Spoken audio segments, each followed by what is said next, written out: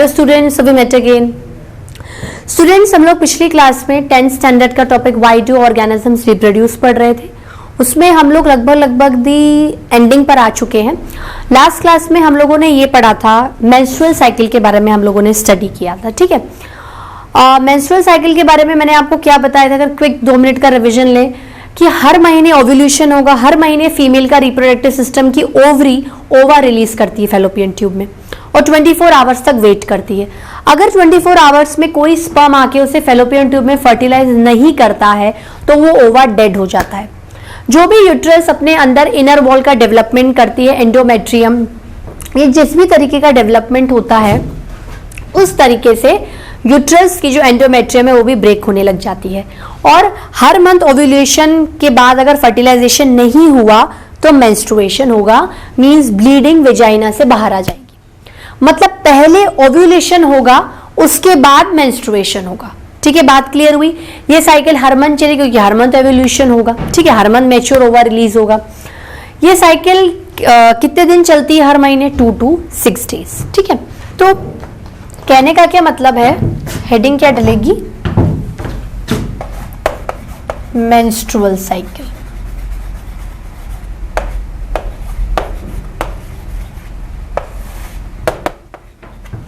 Menstrual cycle. ठीक है, क्या बोलेंगे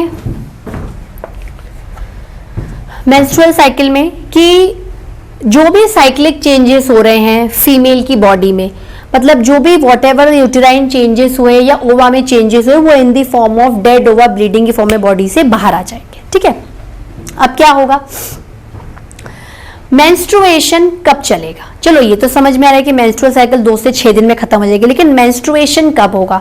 मैंने क्या बोला, पहले ओव्यूलेशन होगा उसके बाद मेंस्ट्रुएशन होगा। Means every month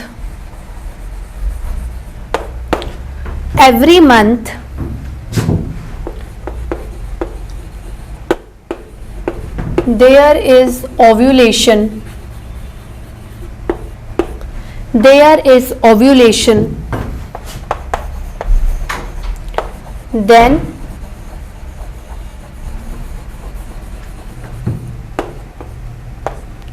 menstruation. Every month there is ovulation then menstruation. मतलब first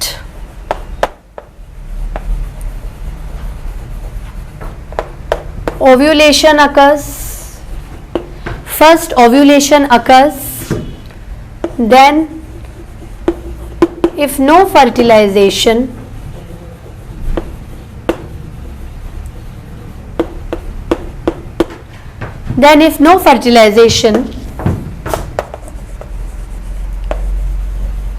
then menstruation occurs.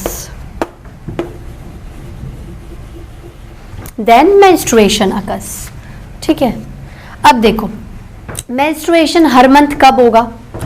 Menstruation occurs after every 28 days. ठीक है, हर महीने के 28वें दिन पे, मतलब जैसे आज महीने के 28वें दिन पे हुआ, फिर पूरी साइकिल 28 दिन घूमेगी और देन अगले महीने मेंस्ट्रुअल साइकिल होगा।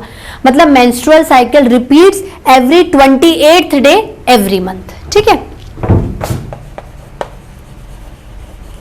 menstrual cycle occurs at every 28th day in each month.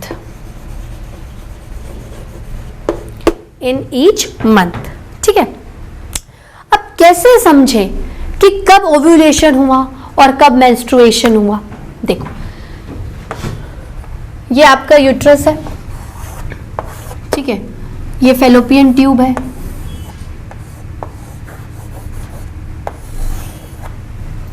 यहां से आपका ओवा रिलीज हो गया, अब कोई फर्टिलाइजेशन नहीं हुआ। ठीक है, तो फेलोपियन ट्यूब क्या कर रही है? एक तरीके से देखें तो ट्यूब के अंदर ओवा वेट कर रहा है स्पर्म के आने का। ट्यूब के अंदर ओवा क्या कर रहा है? वेट कर रहा है स्पर्म के आने का। अब फेलोपियन ट्यूब क्या करेगी? 24 आवर्स तक कोई स्पर्म नहीं आया, फिर भी वो इटसेल्फ वेट करती है। वेट करती है और कितने दिन तक वेट कर देती है आफ्टर ओव्यूलेशन। भाई ओव्यूलेशन हो गया ना, रिलीज हो गया ओवा का ओवरी में, उसके बाद वो 14 दिन तक वेट करती है कि स्पर्म आएगा, फर्टिलाइज होगा, स्पर्म आएगा, फर्टिलाइज होगा। डीजेनरेशन, ठीक है, the age, the life span is 24 hours, लेकिन उसके बाद भी वो वेट कर सकती है, ठीक है। जैसे लाइफ स्पेन 24 आवर्स हुआ, डीजेनरेट हुआ, या उस टाइम आपकी मेंस्ट्रुअल साइकिल चल गई, आपके उस मंथ मेंस्ट्रुअल साइकिल, आपको you have bleeding from the vagina, तो उसके बाद जब फिर ओवा बना, ठीक है, उसके बाद क्या होगा, मेंस्ट्रुअल साइकिल के बाद फिर ओव्यूलेशन होगा। भाई इस मंथ की मेंस्ट्रुअल साइकिल खत्म हो गई, अगले मंथ पर आ जाओ, ओव्यूलेशन हुआ, ओवा रिलीज हुआ, ओवा रिलीज हुआ। तो ऐसा बोलते हैं कि ओव्यूलेशन के 14 दिन बाद मेंस्ट्रुएशन होगा, ओव्यूलेशन के 14 दिन के बाद मेंस्ट्रुएशन होगा। Means menstruation occurs after 14 days post ovulation। Ovulation हो गया, आपका ओवा रिलीज हो गया, वेट कर रहा है 14 डेज तक वेट करेगा। अगर तब भी फर्टिलाइजेशन नहीं हुआ तो ओवा क्या हो जाएगा, डेड ओवा with the breakage of endometrium body से बाहर आ जाएगा। क्या हो जाएगा, मेंस्ट्रुएशन। क्या लिखूंगी मैं,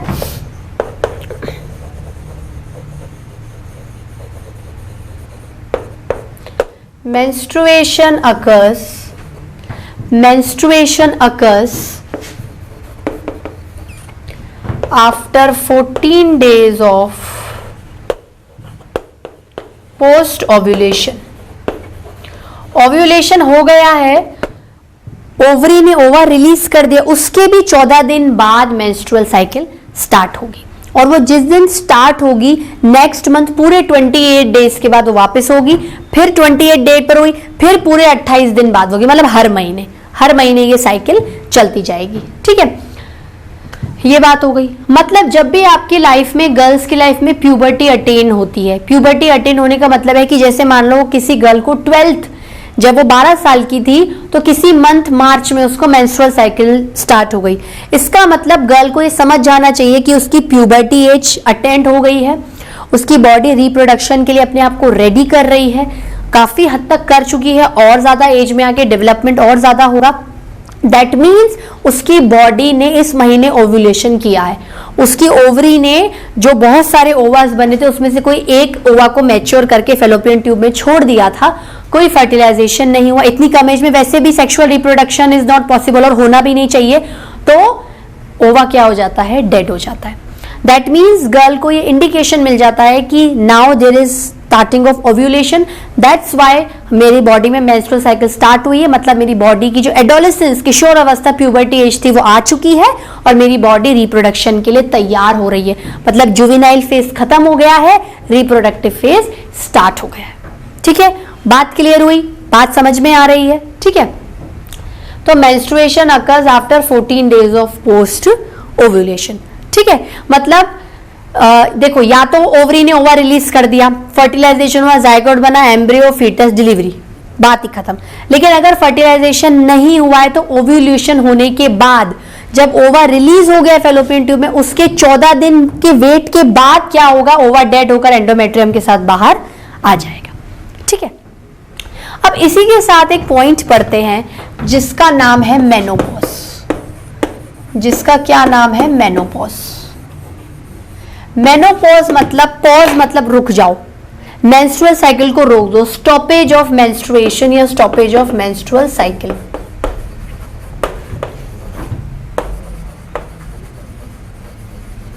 स्टॉपेज ऑफ मेंस्ट्रुअल साइकिल, ठीक है। कब होगा, देखो फीमेल की बॉडी में मेंस्ट्रुअल साइकिल कब स्टार्ट होगी, जब प्यूबर्टी आएगी, ओव्यूलेशन होगा, ठीक है। मतलब समझ लो 11 से 13 ईयर्स में। और कब तक चलती रहेगा, देखो जब तक ओव्यूलेशन, सबसे पहले ओव्यूलेशन होने का जरूरी है, क्योंकि ओव्यूलेशन होगा, ओवा बनेगा, तभी तो डेड ओवा मेंस्ट्रुअल साइकिल की फॉर्म में बाहर आएगा। समझ लो कि आपकी मेनोपॉज, फीमेल में जो एज होती है मेनोपॉज की, वो होती है 50 to 55 ईयर्स, 50 to 55 ईयर्स, मतलब right from 11 years till 55 years the female is in reproductive phase, the female is in reproductive phase, ठीक है। फीमेल बच्चों को जन्म दे सकती है, female continuous every month ovulation करेगी, हर मंथ मेंस्ट्रुएशन करेगी, और जब भी उसको लगेगा कि ना मैं ready to deliver a baby, मैं माँ बन सकती हूँ या बच्चे को पैदा कर सकती हूँ, तो उस टाइम पे वो सेक्सुअल इंटरकोर्स के थ्रू फर्टिलाइज करेगी अपने ओवा को और बेबी को बॉर्न करेगी। मतलब अगर उसको बेबी को बॉर्न करना है तो there is must be ovulation. हर कंडीशन में ओव्यूलेशन पहले होगा, उसके बाद सारी चीजें होंगी। ओव्यूलेशन हुआ, फर्टिलाइजेशन हुआ, delivery of a baby, ovulation हुआ, कोई फर्टिलाइजेशन हुआ, मेंस्ट्रुएशन। ठीक है, तो अगर किसी गर्ल में ओव्यूलेशन होगा तो ये ऑटोमेटिकली चेंजेस आपको दिखेंगे। ठीक है, मान लो 55 ईयर्स के बाद किसी लेडी को मेंस्ट्रुअल साइकिल नहीं आई, खत्म हो गई, अब आई नहीं रही है, दैट मीन्स अब उसकी बॉडी रिप्रोडक्शन नहीं कर सकती, अब उसकी बॉडी का रिप्रोडक्टिव फेज खत्म हो गया है, वो सेनिसेंट फेज में आ रही है, मेटाबॉलिक एक्टिविटी डल हो रही है, she is going towards the death age. ठीक है, दैट मीन्स चलो नॉर्मल लाइफ स्पैन आज की तारीख में मेडिकल फैसिलिटीज 80 मान लो, लेकिन उसका जो रिप्रोडक्शन की पावर थी वो 55 के बाद खत्म हो गई है, क्योंकि कोई ओव्यूलेशन नहीं, दैट मीन्स कोई मेंस्ट्रुएशन नहीं। इफ देयर इज नो ओवा ही नहीं होगा तो स्पर्म आके क्या करेगा, किसको फर्टिलाइज करेगा। ठीक है, तो क्या बोल सकते हैं, age of reproduction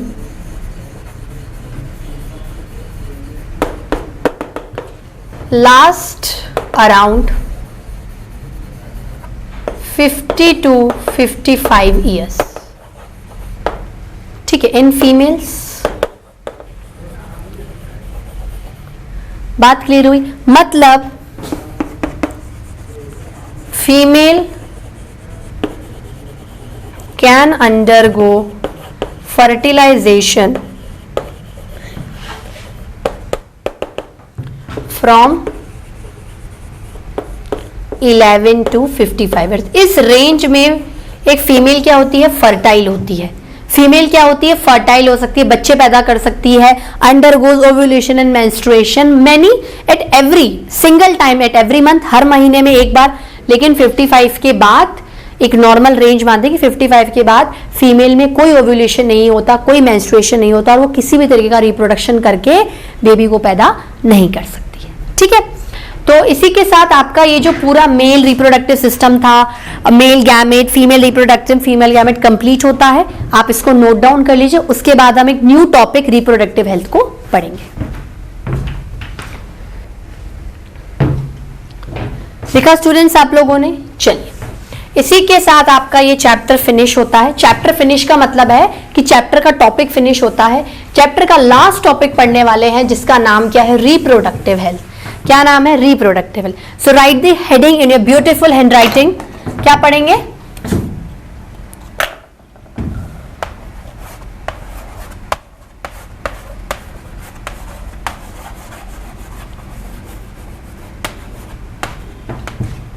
reproductive health।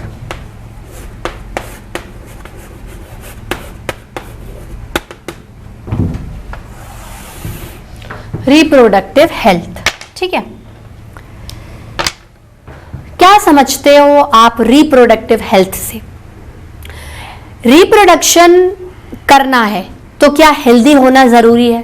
बिल्कुल होना जरूरी है।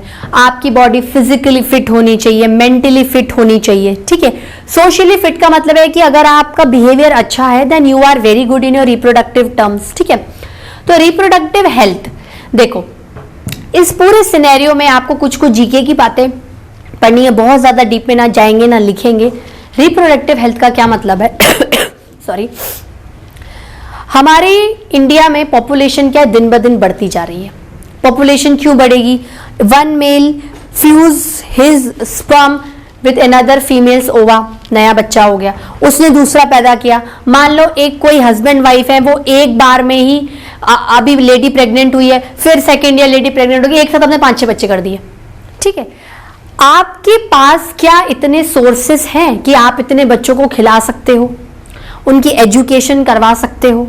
ठीक है, लेकिन अगर आप 1 या 2 बच्चे करो एंड यू आर, अगर आप हस्बैंड वाइफ दोनों कमाते हो, चलो हस्बैंड ही कमाता है, फिर भी आप उनको एक अच्छा इन्वायरमेंट दे सकते हो, अच्छी स्कूलिंग, अच्छी एजुकेशन, अच्छी हायर स्टडीज, अच्छा खाना, अच्छा पहनना। मतलब after reproduction you must be affordable to care to the child.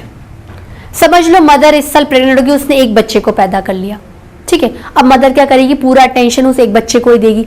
अब मदर विद इन एक साल बाद फिर प्रेग्नेंट हो गई, तो उस टाइम पे प्रेगनेंसी में मदर को अटमोस्ट केयर चाहिए। सबसे ज्यादा क्रूशियल टाइम एक वीमेन का प्रेगनेंसी टाइम में होता है, क्योंकि वो एक लाइफ को कैरी करके बैठी हुई है यूट्रस में। नॉन लिविंग थिंग नहीं है कि जब चाया फेंक दिया, एक लिविंग थिंग को कैरी करके बैठी हुई है। अब जो बच्चा पैदा हुआ है वो ही इतना छोटा है, दूसरा बच्चा भी उसके वॉर्म ऑफ यूट्रस में है, क्या वो दोनों बच्चों को केयर दे पाएगी? नहीं दे पाएगी, ठीक है। तो रिप्रोडक्टिव हेल्थ का क्या मतलब होता है कि आपके पास रिप्रोडक्शन जब आप करते हैं, सेक्सुअल इंटरकोर्स होता है मेल और फीमेल में, आपके पास प्रॉपर नॉलेज होनी चाहिए, ठीक है। फीमेल की बॉडी फिजिकली और मेंटली प्रिपेयर होनी चाहिए। आप सोचो कि 11-12 इयर्स में फीमेल में प्यूबर्टी आ गई, okay she is ready to reproduce, नहीं, उसमें प्यूबर्टी आने का मतलब है कि द रिप्रोडक्शन के लिए बॉडी क्या है, प्रिपेयर हो रही है। लेकिन 18 इयर्स तक इसलिए मैरिज के लिए मना किया जाता है कि फीमेल की बॉडी का यूट्रस, वेजाइनल जो ओपनिंग्स होती हैं वो इतनी ज्यादा नहीं होती है। छोटी छोटी उम्र में अगर गर्ल्स प्रेग्नेंट होती हैं, माँ बनती है, तो उनके पास खुद की बॉडी अपने अच्छे से प्रिपेयर नहीं है, वो बच्चे को क्या देंगी, ठीक है। होता क्या है, बच्चे मरे हुए पैदा होते हैं या उनमें कोई डिजीज हो जाती है, तो क्या ये सही है हमारी पॉपुलेशन के लिए? नहीं, ये बिल्कुल भी सही नहीं है। तो रिप्रोडक्टिव हेल्थ का मतलब ये है कि रिप्रोडक्शन करो, उससे पहले या उसके बाद में आपको हर चीज की नॉलेज होनी चाहिए। अगर आप बच्चे पैदा कर रहे हो तो उनकी केयर की नॉलेज होनी चाहिए। जब मदर प्रेग्नेंट है उसको क्या खाना चाहिए, क्या नहीं खाना चाहिए, अबाउट मेडिसिन, आपके पास इतनी फाइनेंशियल होनी चाहिए कि जब आपकी वाइफ प्रेग्नेंट है तो उसको प्रॉपर दवाइयाँ, प्रॉपर हॉस्पिटल फैसिलिटी, ठीक है, प्रॉपर खाना। आपके पास पैसे ही नहीं है, आप खिला ही नहीं पा रहे हो, तो क्या मतलब, क्योंकि जो मदर खाएगी वही बच्चे को मिलेगा। तो ये जो सिनेरियो है, ये क्या डिस्कस होने वाला है रिप्रोडक्टिव हेल्थ में। इसमें हम लोग डिस्कस करेंगे care of child and mother, family planning, कि अगर एक बच्चा हुआ है तो एटलीस्ट 5 इयर्स का डिफरेंस रखिए दूसरे बच्चे में, क्योंकि पहले आप उस बच्चे को अटेंशन दीजिए।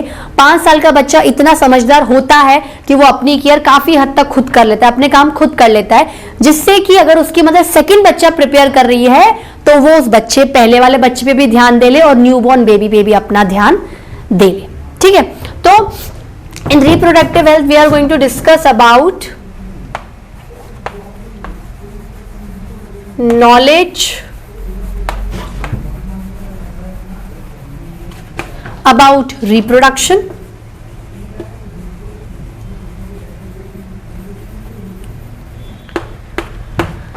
knowledge about reproduction,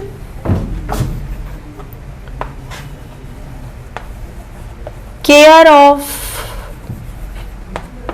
mother and child, care of mother and child, family planning.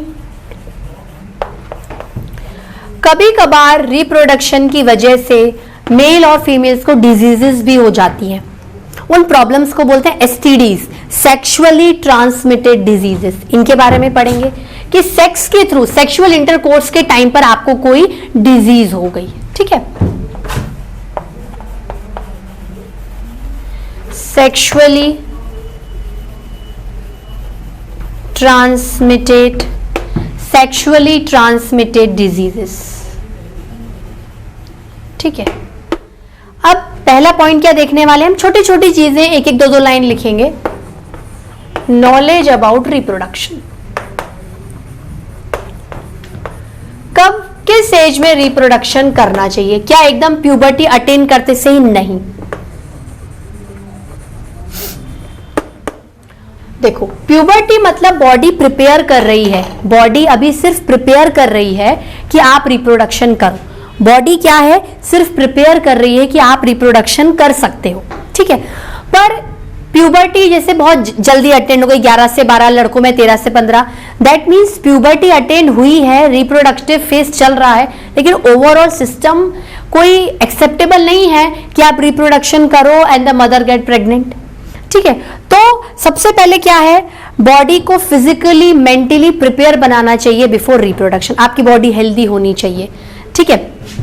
Mother की बॉडी हेल्दी होनी चाहिए, आपकी फाइनेंशियल स्टेटस अच्छा होना चाहिए कि अच्छा अब मैं बेबी प्लान कर सकता हूं, मेरे पास इतना पैसा है कि मैं उसकी पढ़ाई लिखाई आगे का भविष्य देख सकता हूं। तो ये नॉलेज होनी चाहिए। ऐसा नहीं कि आप इलिटरेट, आपको कुछ भी नहीं पता, आप हर साल नए बच्चे पैदा कर रहे हो।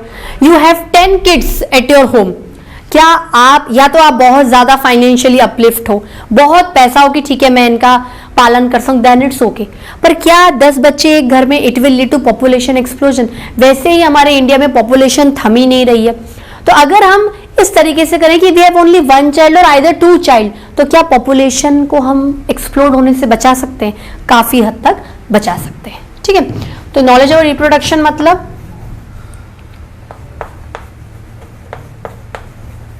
Proper time of reproducing,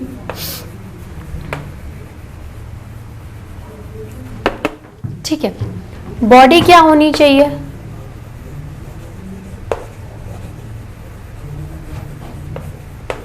body should be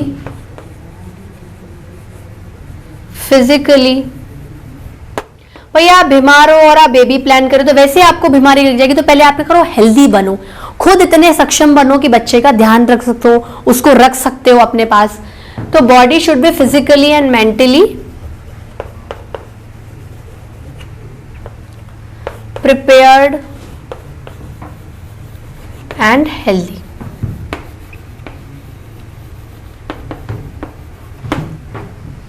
ठीक है,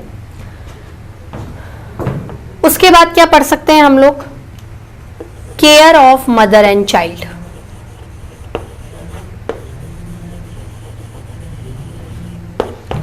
जब मदर प्रेग्नेंट है या डिलीवरी के बाद जब वो 6 मंथ तक लैक्टेटिंग है, मतलब वो ब्रेस्ट फीडिंग करा रही है, अपना दूध पिला रही है बच्चे को, तो उसकी केयर बहुत जरूरी है। क्योंकि जब बच्चा पेट में है तो सारा प्लेसेंटा से खाना वो ले रहा है, और लैक्टेटिंग मदर अपने मिल्क में भी तो बहुत सारे न्यूट्रिएंट्स बच्चे को देती है। तो चाहे मदर प्रेग्नेंट है या आफ्टर डिलीवरी लैक्टेटिंग है, दोनों टाइम पे मदर को प्रॉपर फूड, प्रॉपर इन्वायरमेंट, एक पीस, ऐसा नहीं आप लोग चिल्ला रहे हो, उसे मार रहे हो, प्रॉपर पीस, एक प्रॉपर हेल्दी इन्वायरमेंट। ठीक है, जैसे ऐसा नहीं कि आपने बिल्कुल उसको बंद कमरे में बंद कर दिया, उसको थोड़ा बाहर निकालिए, हेल्दी इन्वायरमेंट में रखिए। मतलब मदर के साथ साथ चाइल्ड दोनों की साइमल्टेनियसली केयर आपको पता होनी चाहिए। नॉलेज होगी तभी आप केयर कर पाओगे। मतलब केयर ऑफ मदर और चाइल्ड का मतलब क्या होता है? Proper nutrition,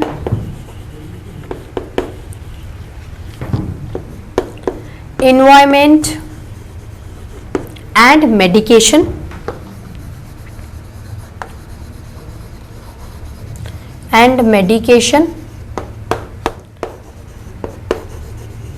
to the pregnant and यहां आ जाएंगे students lactating mother.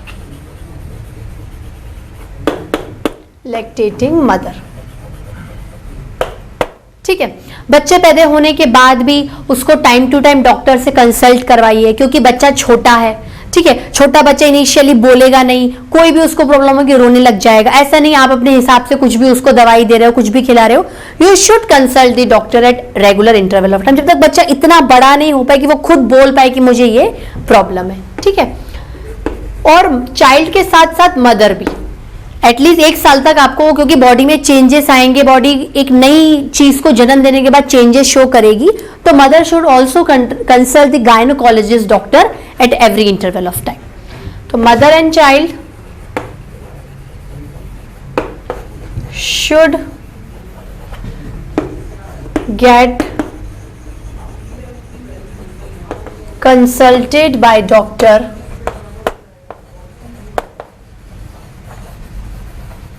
at regular interval of time। ठीक है, उसके बाद कौन सा पॉइंट आता है? Family planning. क्या आएगा तीसरा point students? Family planning. Family planning का मतलब क्या है? देखो, फैमिली प्लानिंग का मतलब ये होता है कि आप तभी बच्चे पैदा करो जब आप उन्हें संभाल सकते हो, पाल सकते हो।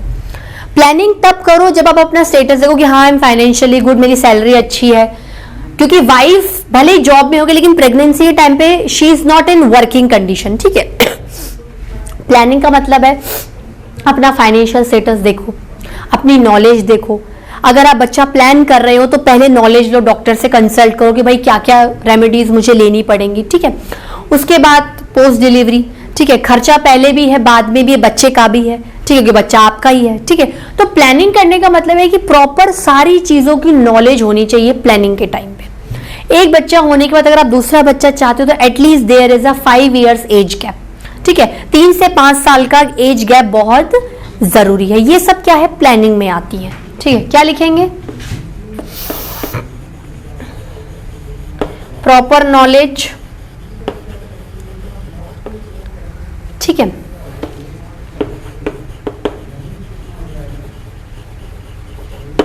फाइनेंशियल स्टेटस एंड अफोर्डेबिलिटी और क्या लिख सकते हैं अपन, educate age gap between children. कितना एज गैप होना चाहिए, एटलीस्ट 5 years एज गैप, जिससे कि मदर भी हेल्दी रहे और वो दोनों बच्चों पे प्रॉपर कंसंट्रेशन कर पाए, ठीक है। स्टूडेंट्स नोट डाउन करिए, स्टूडेंट्स नोट इट डाउन। चलिए अब हम लोग सेक्सुअली ट्रांसमिटेड डिजीजेस की बात करेंगे और उसमें एक छोटा सा टॉपिक उठाएंगे, कॉन्ट्रासेप्शन। कॉन्ट्रासेप्शन मतलब आप किस तरीके से लेडी को अनवांटेड प्रेगनेंसी से बचा सकते हो। अनवांटेड प्रेगनेंसी से बचने का मतलब क्या है, आप पॉपुलेशन एक्सप्लोजन नहीं कर रहे हो, आप प्रॉपर प्लानिंग कर रहे हो। जैसे आपने एक बच्चा कर लिया और आप अनवांटेड प्रेगनेंसी नहीं चाहते कि मैं 5-6 साल बाद फिर से मां बनूंगी, तो उस बीच में आप क्या क्या मेजर्स लोगे। तो avoiding pregnancy is called contraception, ठीक है। क्या क्या मेजर्स ले सकते हो प्रेगनेंसी को अवॉइड करने के लिए। अवॉइडिंग प्रेगनेंसी मतलब contraception.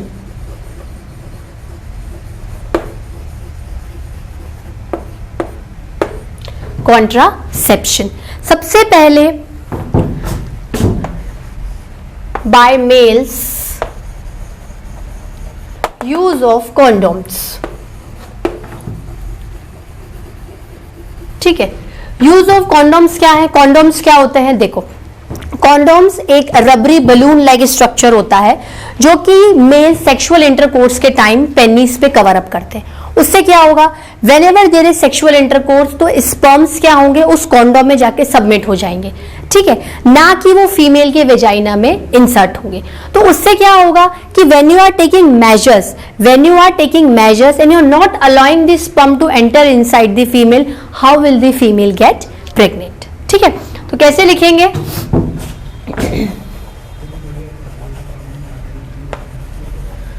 it is a balloon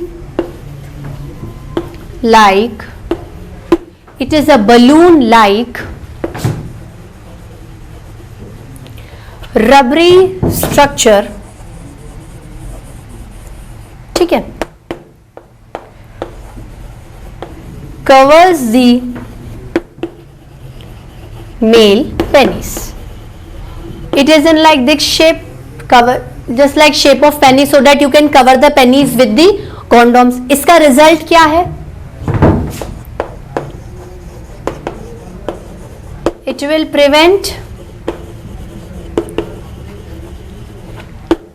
prevent entry of sperms. It will prevent entry of sperms inside the vagina.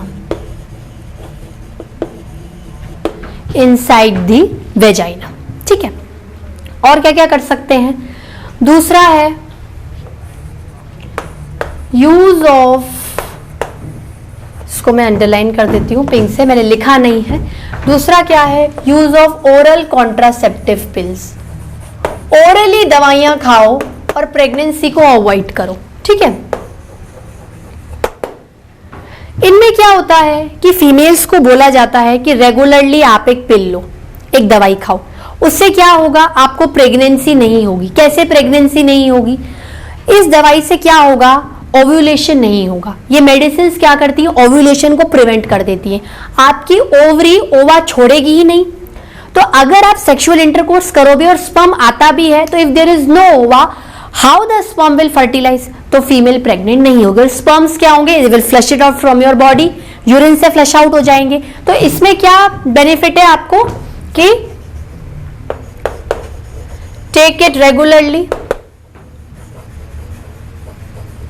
Regularly लेने से क्या होता है, prevent ovulation, prevent ovulation, prevent ovulation. पर इन मेडिसिन के अपने साइड इफेक्ट्स हैं। अगर लॉन्ग टर्म तक आप ये पिल्स खा रहे हो तो इनके अपने साइड इफेक्ट्स हैं, ठीक है। इसलिए ये पिल्स आप खुद से नहीं लीजिए। इनको लेने से पहले आप प्रॉपर एक्सपर्ट गायनोकोलॉजिस्ट डॉक्टर से कंसल्ट करिए, उसके बाद ये दवाइयां लीजिए। पर इनका काम क्या है कि ओव्यूलेशन नहीं होने देती है। ओव्यूलेशन नहीं होगा, ओवा नहीं आएगा तो स्पर्म आएगा भी तो कोई भी फ्यूजन नहीं होगा, लेडी प्रेग्नेंट नहीं होगी, ठीक है। और क्या क्या तरीके हैं,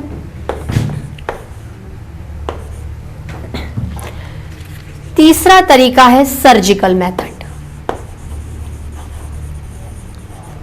सर्जिकल मेथड्स, सर्जिकल मेथड्स में क्या है, दो आएंगे।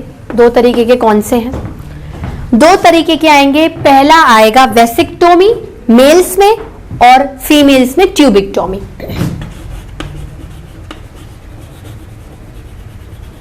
वेसिक्टोमी, ट्यूबिक्टोमी। वेसिक्टोमी मेल्स में, ट्यूबिक्टोमी फीमेल्स में। टॉमी मतलब काटना, किसका काटना, वेस मतलब वास डेफरेंस को काट दो फीमेल्स में, और ट्यूब मतलब फेलोपियन ट्यूब को काट दो फीमेल्स में, ठीक है। सर्जिकल कटिंग मतलब प्रॉपर ऑपरेशन से, हाइजीन मेंटेन करके सर्जिकल इंस्ट्रूमेंट से काट दो। क्या होगा इसमें, वेसिक्टोमी में in males surgical removal of vas deferens. Vas deferens को काटने से क्या होता है भाई, वास डेफरेंस जो टेस्टिस के अंदर स्पर्म्स होते हैं उन्हें बॉडी से बाहर ले जाते हैं। जब स्पर्म बॉडी से बाहर आएगा तभी तो फीमेल के अंदर जाएगा। अब आप वास डेफरेंस को काट दो तो क्या होगा, टेस्टिस बॉडी से बाहर आ ही नहीं पाएंगे, टेस्टिस बॉडी से बाहर आ ही नहीं पाएंगे, ठीक है। अब क्या होगा, नॉट अलाउ टेस्टिस नहीं, सॉरी, स्पर्म्स बाहर नहीं आ पाएंगे, स्पर्म्स बाहर नहीं आ पाएंगे। Not allow sperms to get इजैक्यूलेटेड,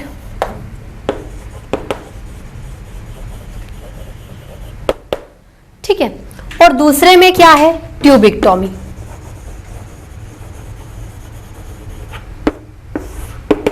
ट्यूबिक्टोमी में क्या है, इन फीमेल्स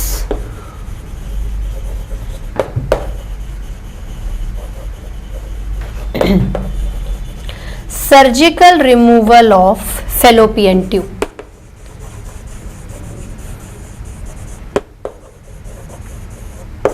उससे क्या बेनिफिट होगा भाई, जैसे ये ट्यूब है, ठीक है, ये ट्यूब में ओवा आ गया। अब आपने क्या कर दिया, ट्यूब को यहां से कट कर दिया, तो स्पर्म कहां से एंट्री लेगा, स्पर्म एंट्री ले ही नहीं पाएगा, ठीक है। कट कर दो या टाई अप कर दो, वो प्रोसीजर्स आपके इतने डीप में सिलेबस नहीं है, कट कर दो या फिर टाई अप कर दो। तो अगर आपने इसको टाई अप कर दिया या बैरियर बना दिया यहाँ पर या कट कर दिया तो स्पर्म ओवा तक पहुंच नहीं पाएंगे। स्पर्म ओवा तक पहुंचेंगे नहीं तो लेडी कभी प्रेग्नेंट होगी ही नहीं, इवन आफ्टर सेक्सुअल इंटरकोर्स, ठीक है। तो not allow fusion of sperm and ओवा, ठीक है। नोट डाउन करिए स्टूडेंट्स।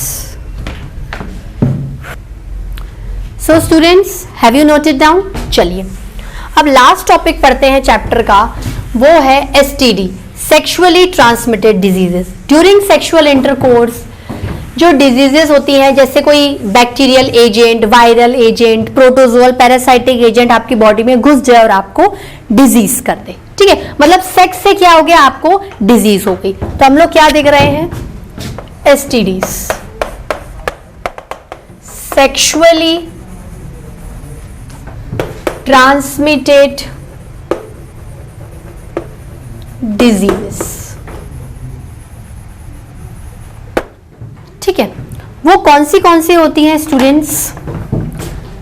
जैसे आती हैं गोनोरिया, सिफिलिस, ठीक है, एड्स।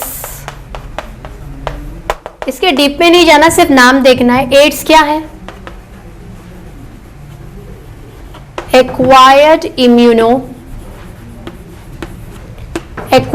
Immuno deficiency syndrome,